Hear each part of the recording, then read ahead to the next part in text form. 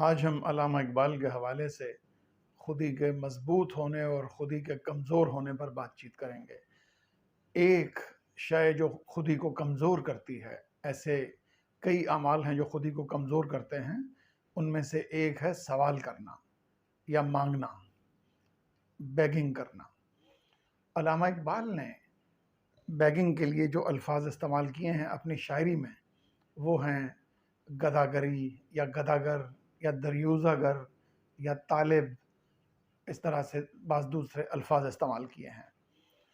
مثال کے طور پر چاند اور سورج کی مثال علامہ اقبال لیتے ہوئے ایک انوکھا نقطہ پیدا کرتے ہیں اور کہتے ہیں کہ چاند کے سینے پر جو داغ دکھائی دیتے ہیں اس کی وجہ یہ ہے کہ وہ اپنی روشنی خود پیدا نہیں کرتا بلکہ سورج کے آگے ہاتھ پھیلاتا ہے، سورج سے روشنی مانگ کر لیتا ہے، کیونکہ اس کی روشنی مانگے کی ہے، اس لیے اس کا داغ اس کے سینے پر نمایاں طور پر دیکھا جا سکتا ہے۔ اگر سورج کی طرح اپنی روشنی خود پیدا کرتا، اس کا وجود خود روشن ہوتا، تو اس پر یہ داغ نہ ہوتا۔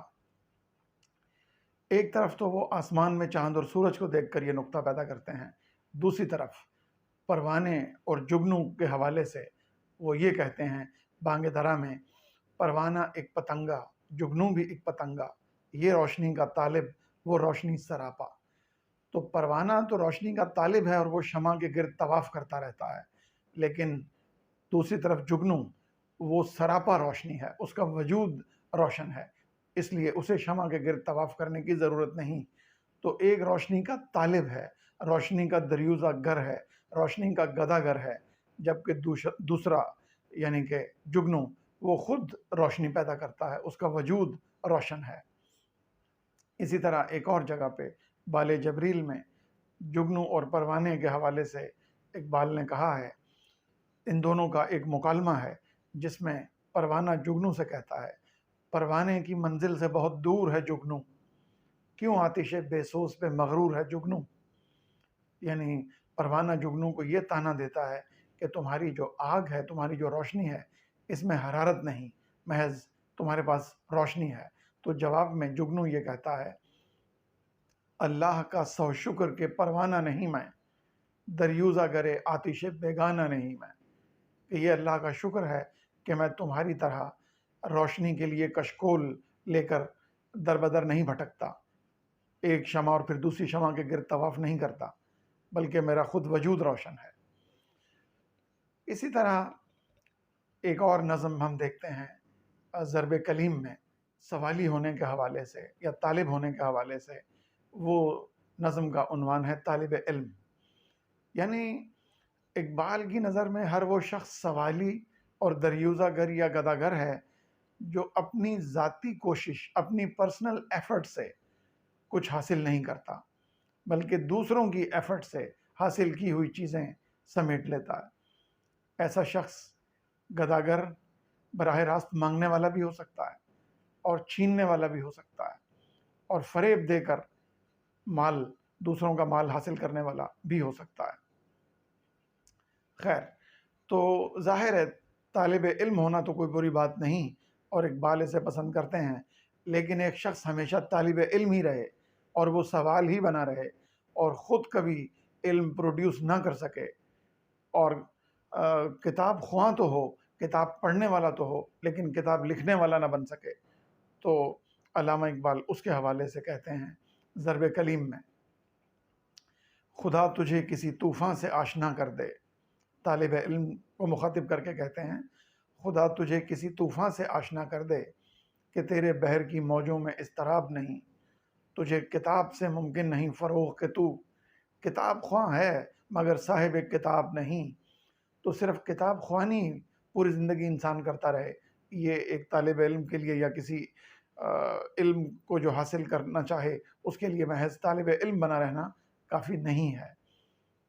جیسے ایک اور جگہ کہتے ہیں کہ بھیک میں ملا ہوا سمندر بھی ایک طرح سے آگ کا سیلاب ہے، اور ذاتی کوشش سے حاصل کیے ہوئے شبنم کے چند قطرے بھی گوہر نایاب کی مانند ہیں، لہٰذا ذاتی کوشش کی اصل اہمیت ہے۔ خودداری کا سبق علامہ اقبال سمجھتے ہیں کہ یہ بلبلے سے سیکھا جا سکتا ہے، جیسے انہوں نے کہہ رکھا ہے، تو اگر خوددار ہے منت کشے ساقی نہ ہو، عین دریا پر حباب آسا نگوں پیمانہ کر. یعنی جیسے بلبلا اپنے پیالے کو ایک دریا کے اوپر الٹ دیتا ہے، یعنی اس کا تعلق ایک اتنے بڑے رواں دواں دریا کے ساتھ ہے، لیکن وہ اس کے سامنے کشکول نہیں پھیلاتا بلکہ اپنا پیالہ الٹ کے اس کے اوپر رکھتا ہے. تو اس طرح کی خودداری انسان کو بھی سیکھنی چاہیے، اس کے بغیر خود ہی مضبوط اور مستحکم نہیں ہو سکتی. لیکن یہ گداگری اور یہ دریوزہ گری بادشاہوں میں یا عمرہ اور روسہ میں بھی پائی جاتی ہے. مثلا اقبال کی ایک نظم ہے بال جبریل میں، جس کا عنوان ہے گدائی، جس کا دوسرا مصرع ہے ہمارے شہر کا والی گدائے بے حیا. علامہ اقبال کے فلسفہ گدائی کے مطابق فٹ پاتھ پر بیٹھا ہوا ایک بھکاری جو چند سکوں کی خاطر مختلف لوگوں کے سامنے ہاتھ پھیلاتا ہے، اور ایک قیمتی تخت پر براجمان بادشاہ جو زور زبردستی سے، دھوکہ اور فریب سے، مکر اور عیاری سے عوام الناس کا مال ہڑپ کر جاتا ہے. یہ دونوں بھکاری کی دو مختلف شکلیں ہیں. دیکھنے میں یہ دونوں الگ الگ دکھائی دیتے ہیں، لیکن در حقیقت یہ دونوں بھکاری ہیں. وہ ایسے کہ دونوں نے جو مال حاصل کیا اس میں ان کی ذاتی کوشش و کاوش، پرسنل ایفرٹ کا کوئی ہاتھ نہیں. اس میں صرف زور زبردستی اور فریب کاری اور ہیلا سازی کو استعمال کیا گیا ہے. لہٰذا یہ دونوں بھکاری ہیں. ایک جگہ فقر اور گدائی کا موازنہ کرتے ہوئے کہتے ہیں، جو فقر ہوا تلخی دوراں کا گلہ مند، اس فقر میں باقی ہے ابھی بوئے گدائی. یعنی جو شخص حالات کی سختی کا مقابلہ نہ کرے بلکہ اس کا گلہ کرے اور مصائب اور چیلنجز سے زور آزمائی نہ کرے، وہ شخص فقیر نہیں بلکہ گداگر ہے. اسرار خودی میں ایک جگہ ایک شعر ہے جس کا اردو ترجمہ یوں ہے، ایک مفلس مانگنے سے خوار ہو جاتا ہے اور یوں گدائی سے گدا نادار ہو جاتا ہے. اور یہ اس شعر کا اطلاق ایک انسان، ایک فرد پر بھی ہو سکتا ہے اور ایک ملک یا پوری قوم پر بھی ہو سکتا ہے. یعنی ایک شخص جو مفلس ہو، اگر وہ مانگنے لگے، دوسروں کے آگے ہاتھ پھیلانے لگے، تو اس کی حالت بہتر نہیں ہوتی بلکہ مزید بدتر ہو جاتی ہے. لہٰذا مفلسی گداگری سے کہیں بہتر ہے. بڈھے بلوچ کی نصیحت میں ایک شعر ہے، غیرت ہے بڑی چیز جہاں تگ و دو میں، پہناتی ہے درویش کو تاج سر دارا. یعنی درویش اگر غیرت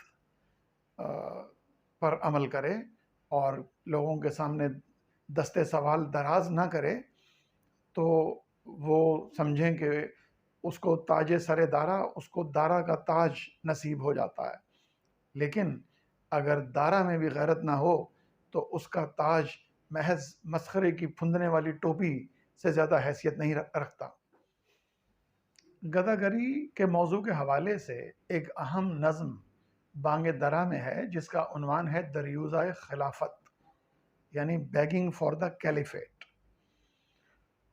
1918 میں پہلی جنگ عظیم کے نتیجے میں جب ترکوں نے برٹش امپائر کے سامنے ہتھیار ڈال دیے تو ہندوستان میں خلافت کمیٹی نے یہ فیصلہ کیا کہ وہ برٹش امپائر کو ان کے کیے گئے وعدے یاد دلائیں اور جا کر ان سے درخواست کریں کہ آپ اپنے وعدوں کے مطابق سلطنت عثمانیہ کے حصے بکھرے نہ کریں.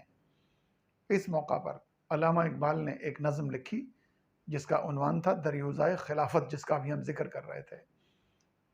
یہ چند اشعار کی نظم ہے چھوٹی سی. تو اس میں کہتے ہیں، اگر ملک ہاتھوں سے جاتا ہے جائے، تو احکام حق سے نہ کر بے وفائی. نہیں تجھ کو تاریخ سے آگہی کیا، خلافت کی کرنے لگا تو گدائی. یعنی کیا تم نے انسانی تاریخ کو نہیں دیکھا؟ کیا تم نے نہیں دیکھا کہ خلافت اور حکومت اور سلطنت یہ چیزیں درخواست کرنے سے نہیں ملا کرتی، ان کے لیے تگ و دو کرنی ہوتی ہے، جان کی بازی لگانی ہوتی ہے. تو ان چیزوں کے لیے درخواست کی نہیں، قوت کی ضرورت ہوتی ہے. اور باقی رہ گئی برٹش امپائر کے وعدوں کی حیثیت، تو وہ میکیاویلین وعدوں سے زیادہ ان کی کوئی حقیقت نہیں. مزید کہتے ہیں خریدیں نہ جس کو ہم اپنے لہو سے، مسلمان کو ہے ننگ وہ بادشاہی۔ تو اگر ایک ایسی بادشاہی مل بھی جائے جو درخواست کرنے پر حاصل ہوتی ہے تو وہ بادشاہی مسلمانوں کے لیے رسوائی کا باعث بنیں گی۔ اس سے جو کنگ میکرز ہوں گے یا جو وہ بادشاہت عطا کریں گے مسلمانوں کو، وہ اپنے مقاصد اس بادشاہت کے ذریعے حاصل کریں گے۔ تو آخری شعر میں کہتے ہیں میرا از شکستن چنا آر ناید کہ از دیگراں خواستن مومیائی۔ اس شعر میں جو مومیائی کا لفظ استعمال ہوا ہے تو مومیائی ایک ایسی دوا تھی جو بہت مؤثر تھی اور ہڈیوں کو جوڑنے کا کام کرتی تھی۔ تو اس میں اقبال کہتے ہیں کہ اگر میرے جسم کی ہڈیاں ٹوٹ جائیں تو اس سے مجھے اتنا صدمہ نہیں ہوگا جتنی اس بات سے تکلیف پہنچے گی کہ ان ٹوٹی ہوئی ہڈیوں کے علاج کے لیے میں دوسروں سے درخواست کروں اور ان کے سامنے دستے سوال دراز کروں کہ مجھے مومیائی عطا کر دیں اپنے علاج کے لیے۔ گدائی کے حوالے سے شاہین کا اقبال کا جو استعارہ ہے شاہین، اور شاہین جو ان کا ایک مستقل موضوع ہے، اس کی 5 خصوصیات جو اسپیشلی وہ گنواتے ہیں، ان میں سے پہلی ہے کہ وہ بلند پرواز ہے، دوسری نگاہ تیز ہے، تیسری آشیانہ نہیں بناتا، چوتھی خلوت پسند ہے، اور 5ویں مردار نہیں کھاتا، اپنا شکار خود کرتا ہے، دوسرے کے شکار پر نہیں جھپٹتا۔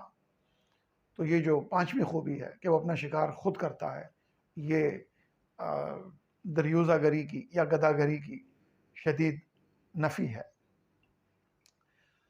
تو ہم اس گفتگو میں سے یہ نتیجہ نکال سکتے ہیں یا ہم 3 واضح استعارے اس میں سے دیکھ سکتے ہیں۔ ایک طرف سورج، شاہین اور جگنو کے استعارے ہیں، اور دوسری طرف چاند، گدھ اور پروانے کے استعارے ہیں۔